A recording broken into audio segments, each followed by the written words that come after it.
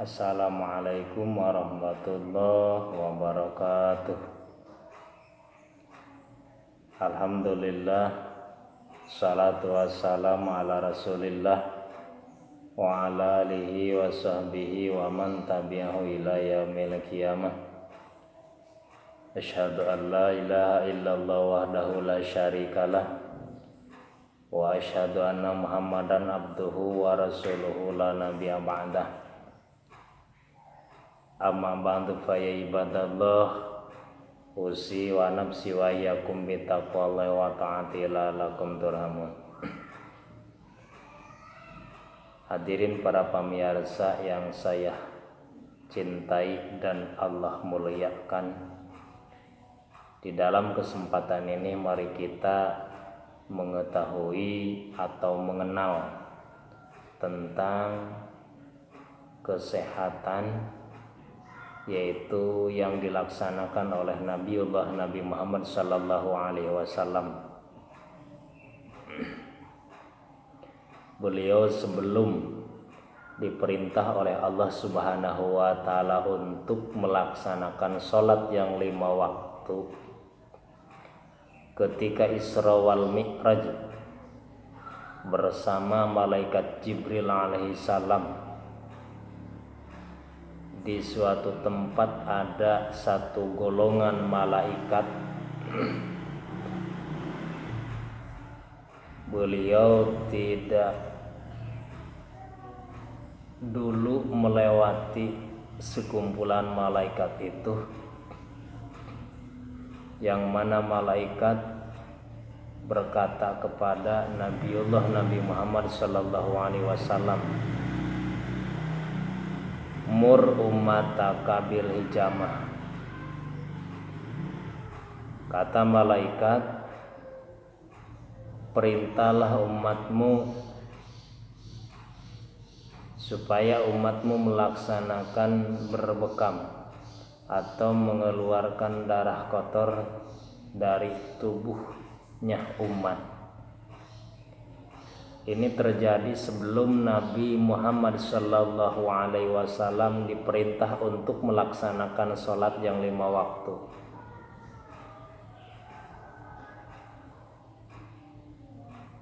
Berarti bagi kita semua,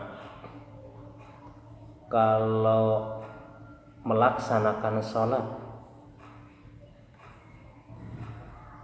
seharusnya untuk membersihkan jasad dulu dengan mengeluarkan darah kotor atau berhijamah.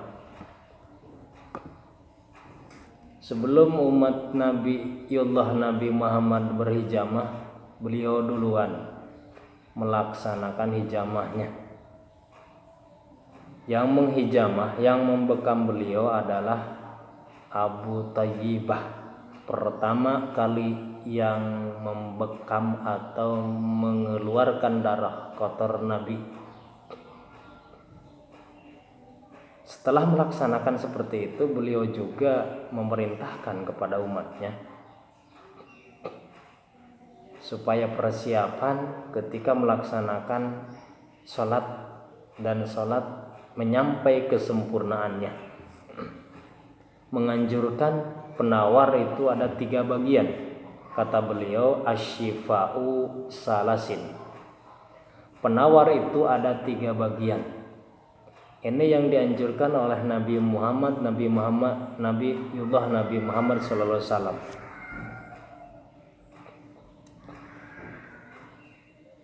Yang 3 itu, 1 wasar bati asalin. Penawar yang ke-1, maka minumlah oleh kalian, yaitu madu. Dari mana asal semula madu itu? Madu dikeluarkan dari lebah. Untuk meminum bagi umatnya adalah madu, penawar utama minuman. Mari kita gali atau pahami, terjadi nasi madu menjadi obat atau menjadi penawar bagi kita.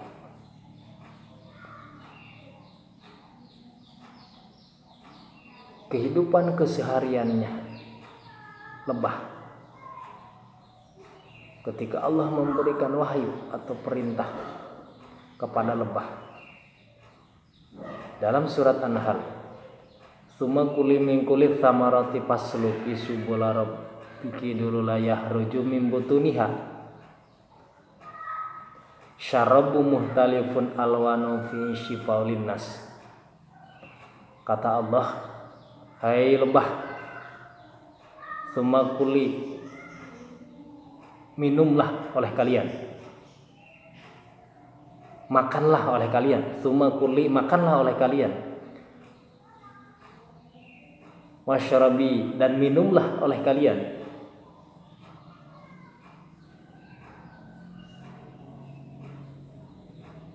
minasyajarati, dari pohon-pohonan, subula rabbiki dulula, yang mana perjalanan kalian tidak menyulitkan untuk mencari minuman atau makanannya. Jadi Allah menganjurkan kepada lebah, jangan mencari makanan atau minuman yang sesulit bagi beliau.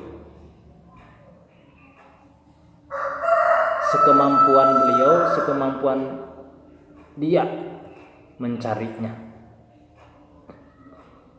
Karena Allah sudah memberikan bagian rezeki bagi lebah, termasuk bagi kita semua. Lebah mentaati atau menjalankan perintah Allah dan Rasulnya, ternyata sudah menjalankan beliau mengeluarkan minuman yang menjadi penawar bagi manusia.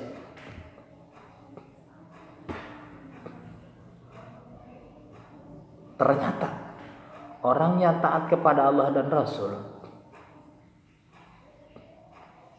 yang keluar dari perutnya juga menjadi penawar.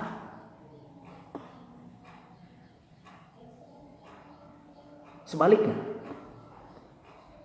bagi lebah, termasuk bagi manusia, bagi kita, orang yang tidak taat kepada Allah dan Rasul, tidak mungkin terjadi, tidak akan terjadi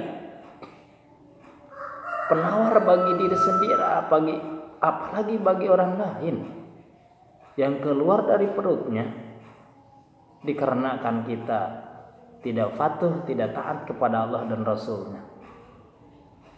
Ini yang harus kita pahami dan ini yang harus kita tauladani, kegiatan yang dilaksanakan oleh lebah. Nah, makanya berpikirlah atau pahamilah, kegiatan lebah menjadi obat bagi manusia yang keluar dari perut lebah itu. Yang kedua, penawar wasyar toti mihjabin. Ini yang dimaksud, yaitu kegiatan Rasulullah Sallallahu Alaihi Wasallam yang pernah dilaksanakannya, dan bagi kita penawar yang kedua yaitu mengeluarkan darah kotor dari seluruh tubuh badan kita. Yang tadi yang ke satu madu menjadi minumannya yang dimasukkan dalam tubuh kita, sekarang bekam atau mengeluarkan darah kotor dengan cara serutan, alat khusus bagi pembekam. Yang dikeluarkan dari tubuh itu kotoran, bukan darah yang bersih tapi darah kotor. Ketika kita sudah mentauladani Rasulullah, maka Allah akan memberikan kesempatan bagi kita dan kesembuhan bagi kita. Mudah-mudahan dengan perjalanan yang kita laksanakan, mencontohi atau mentauladani Rasulullah, kita bisa memahaminya yang sebenarnya bagi umat Nabi Muhammad Sallallahu Alaihi Wasallam.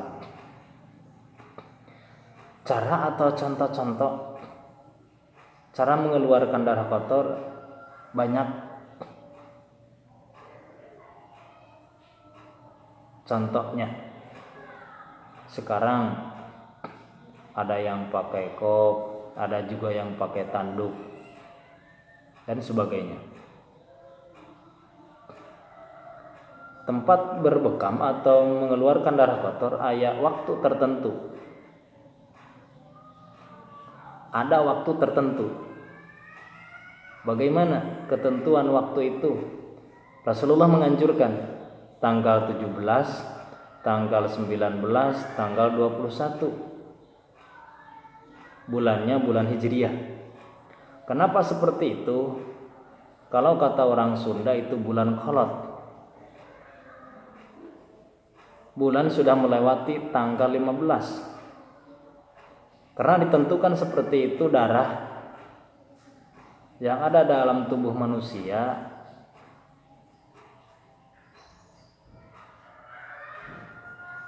lagi naik atau lagi meningkat darahnya. Kalau di lautan itu lagi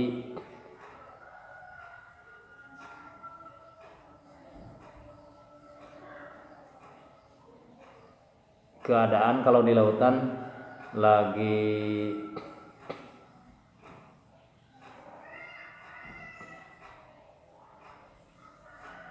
bergerak lautannya atau lagi pasang, itu bisa disebutkan seperti itu. Nah, dalam tubuh kita juga ada pasangnya darah. Kalau sudah melewati tanggal 15 darah lagi naik atau meningkat. Ketika meningkat darah itu, maka kita memerlukan untuk menstabilisasi darah kita. Ini mudah-mudahan penjelasan bagi yang berbekam atau berhijamah bisa dimengerti para pemirsa semua. Yang ketiga, penawar yang dilaksanakan oleh Rasulullah SAW dengan cara mengeluarkan darah pakai alat yang dibakar dulu. Ini khusus bagi Nabi, tetapi bagi umatnya tidak diperbolehkan. Wanha nari kain. Jadi bagi umatnya dicegah atau tidak diperbolehkan untuk melaksanakan mengeluarkan darah pakai alat yang dibakar dulu. Ini khusus bagi Nabi Sallallahu Alaihi Wasallam. Kalau bagi umatnya tidak diperbolehkan. Cukup 2 perjalanan penawar bagi kita. 1 adalah meminum madu, yang kedua berhijamah atau mengeluarkan darah dari tubuh kita. Ini penawar. Kita sudah melaksanakan meminum madu atau melaksanakan hijamah, tetapi penyakit masih ada. Mari kita menggali tentang hadis Nabi Muhammad SAW di dalam Riyadhus Shalihin. 360 sendi itu membutuhkan kebaikan tiap pagi. Tasbih, tahmid, tahlil, takbir, itu membutuhkannya. Ini yang harus kita pahami. Sebaliknya, kalau tiap pagi tidak diberikan kebaikan, maka apa sih yang terjadi dalam tubuh kita? Ketika kita melaksanakan kebaikan, Allah akan memberikan kebaikan lagi. Ketika kita tidak bisa melaksanakan kebaikan atau melaksanakan keburukan, maka Allah akan memberikan kepada kita keburukan lagi. Penyakit itu buruk atau baik? Pasti jawabannya semua itu buruk.